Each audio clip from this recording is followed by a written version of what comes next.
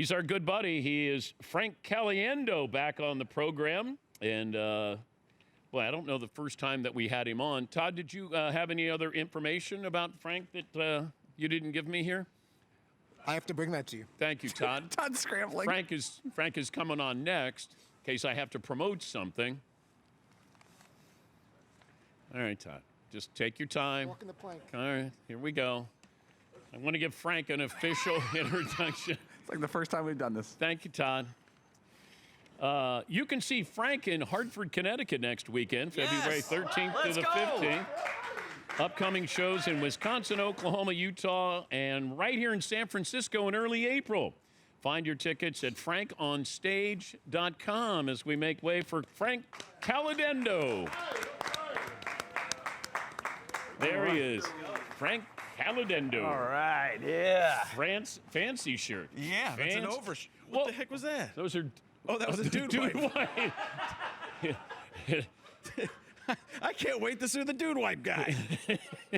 That was ridiculous. All right. So, great to see you. Yeah, great to see you. Great to see. Normally, I'm not the guy who has to follow energy, but there was mad dog, and then the dude wipe guy who's wiping out all over the place. But are you studying, like even Chris Russo?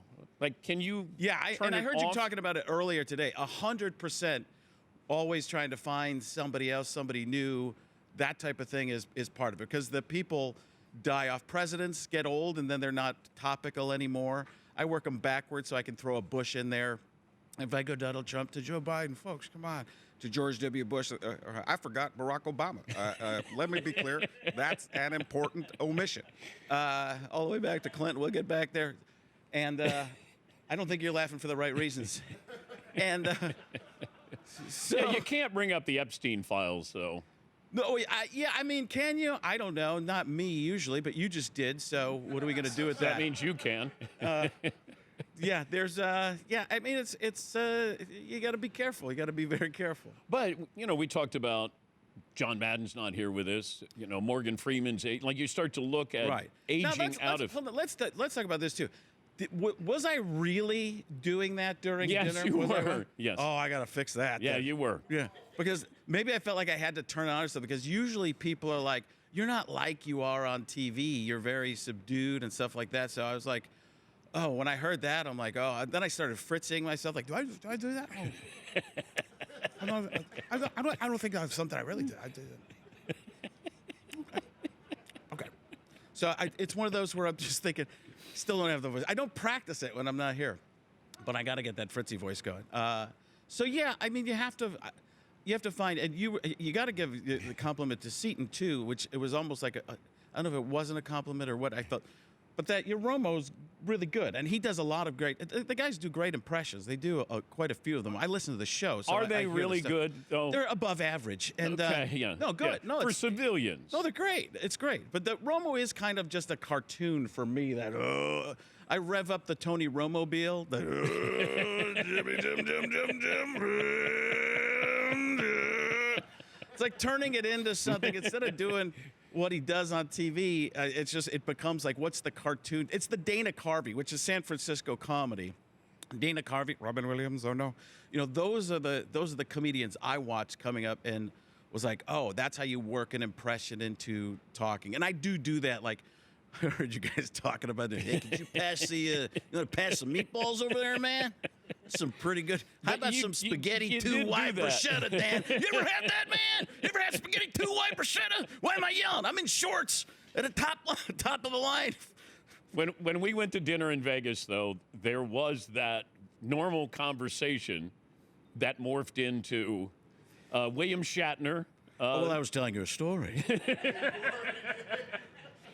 And we're not allowed to story. We'll get to the story, but it's old school. But I'm not allowed to tell the Shatner story. No, I'll tell you that someday, because I want to. No, you did tell me. I told you that you story. Said we can't tell the story. Let's wait for that one, and it's embargoed. Yeah, but that one you'll get. That'll be, yeah, it's a pretty great story. So, but yeah, I guess naturally I can't do that. My voice goes in and out. I'll catch it. And but I tell stories about people, like when I meet people. Like, I'm thinking Arizona Super Bowl years ago, I met Sandler. I know that's old hat for you, but I'd never met Adam before. And Nick Swartzen, you know Nick, Yeah. Grandma's Boy and all that stuff. Nick is like, you want to come up, and he texts me, come up and meet Adam. He's in this suite, and we're all here for a movie. Jennifer Aniston's here, and I'm like, perfect. I'll leave my family behind. I don't care. So I go up there, and Adam's like, I can't think, wave me over to talk to Adam's like, hey, how you doing, man? That's pretty good. Saw you on Leno the other day. That was great. You did that bit with the John Madden, the funny stuff. Okay. All right. And then I was like, okay. And I just wanted to get out of there because it was like, I got that. Then I go and I'm walking by, and Jennifer Aniston's there, and she's like, You're Adam said you're on TV. You're on Leno. Are you in entertainment? Are you in entertainment? I'm like, so I go from Santa, go, hey, you're a great time. Never heard of you.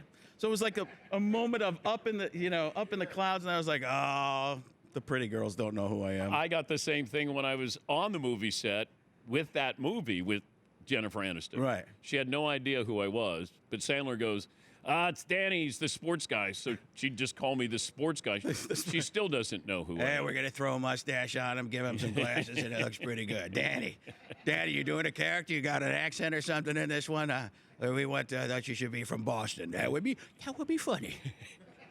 I'm always fascinated, though, when you study people, because the mannerisms do the mannerisms bring out the voice? Yes, the mouth tells you how the person talks. The eyes tell you how a person thinks. So that's how I always break it down. Easy one is a Jeff Goldblum. Like, first of all, he's a painting in a haunted house. He looks around. Ooh. Yes. He agrees with himself. He's a tourist and a tour guide at the same time. What's that? Ooh, I can't wait to tell you. That's why I have the script in front of me. While we ride the streetcar. Ooh. So it's like that sells it. Like, if the voice isn't that great, there's something to find. I've been working on, I don't have this yet, but Billy Bob. And it takes me a Billy Bob Thornton, in case you were thinking a different Billy Bob. But he's got that up here. It's in here. It's in here. So it's got to talk. It takes a while to figure it out. You get there. It's there. I'm trying to get it. Yeah, it's there. I'll get there, Danny.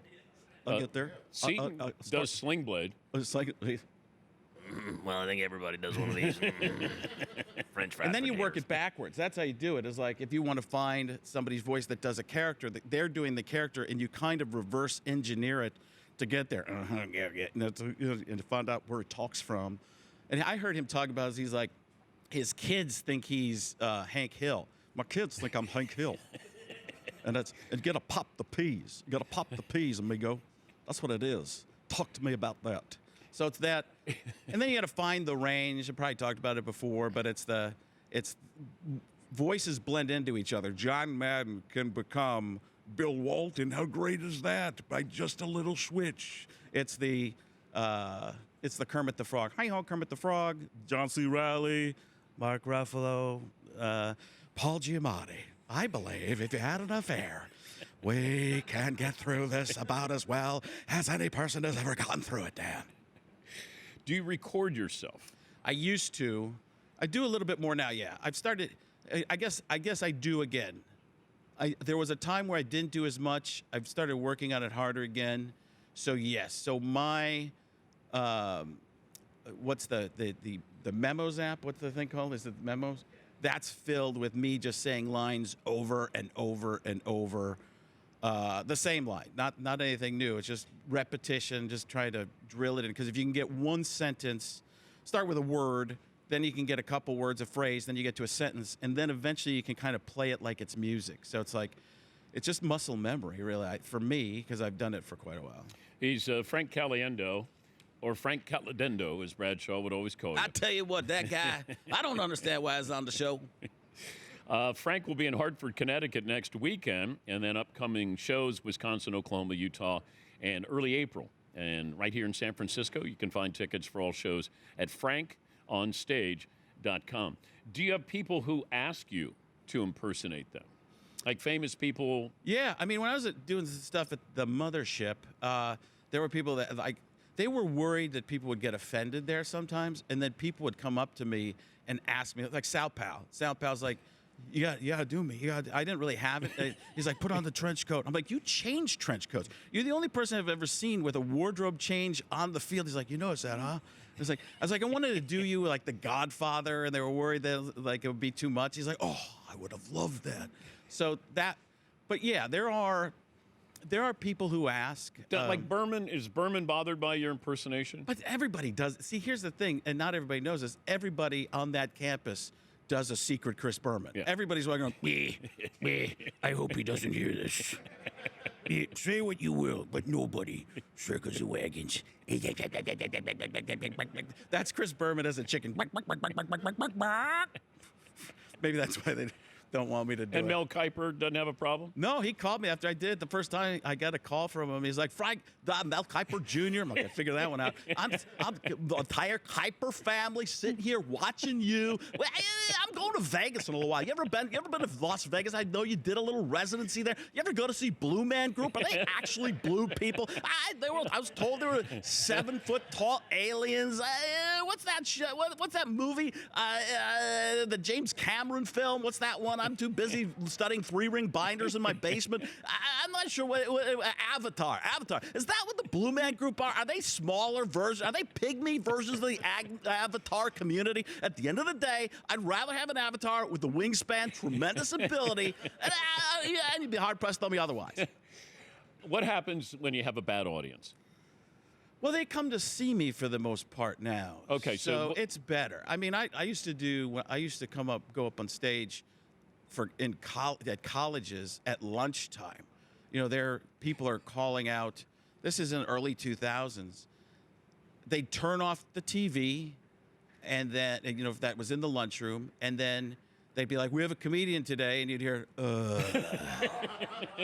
They all burned. They were all, yeah, good week, yeah. And really, they were probably turning off sports there. They're probably turning off a replay of you guys. So the big show would have been on. So you go up there and you just try and fight through it. That's why guitar acts are so great for college crowds in the early 2000s, because you could just strum through it. If your punchlines aren't, you just go through, or have a puppet, you know. But you don't fire back at people. Or you didn't? No, that was too tough. They didn't want you there.